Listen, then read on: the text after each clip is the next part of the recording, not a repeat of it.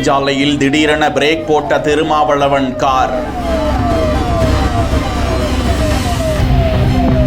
அதிர்ந்து போன அதிகாரிகள் ஓடி வந்து பார்த்த பரபரப்பு.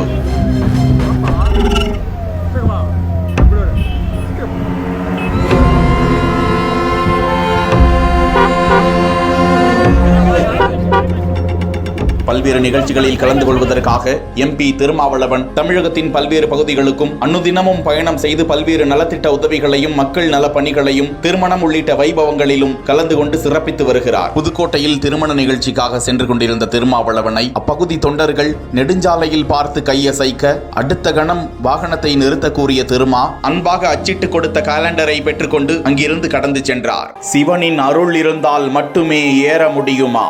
ஐயா ரொம்ப நன்றி ஐயா. ஆசீர்வாதி ரொம்ப நன்றிங்க ஐயா.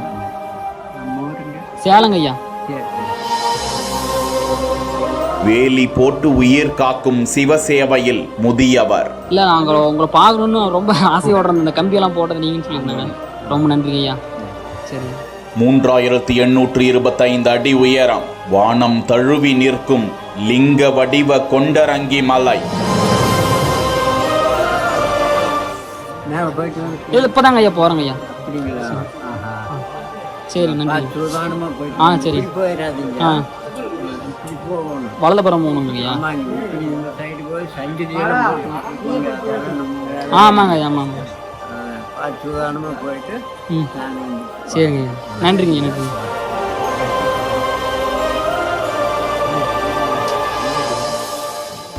பாண்டவர்கள் சிவனை நோக்கி தவம் செய்த வித்தியாச மலை. சுயம்பு லிங்கமும் தானாக சுரக்கும் சுனைகளும் சக்தி வாய்ந்த ஸ்தலம். திண்டுக்கல் மாவட்டம் ஒட்டஞ்சத்திரம் அடுத்த கீரனூர் பகுதியில் அமைந்திருக்கிறது கொண்டரங்கி மலை. லிங்க வடிவில் அமைந்திருக்கும் இந்த மலையின் அடிவாரத்தில் கெட்டி மல்லீஸ்வரர் ஆலயம் அமைந்திருக்கிறது. மலையை பார்ப்பதற்கே தலை சுற்றும் அளவிற்கு வானம் தொட்டு லிங்க வடிவில் கம்பீரமாக நிற்கும் இந்த மலையை ஏற முடியுமா என பக்தர்களுக்கு சந்தேகம் எழலாம். ஆம், இந்த மலைக்கு செல்ல பல கட்டுப்பாடுகளும் உள்ளன.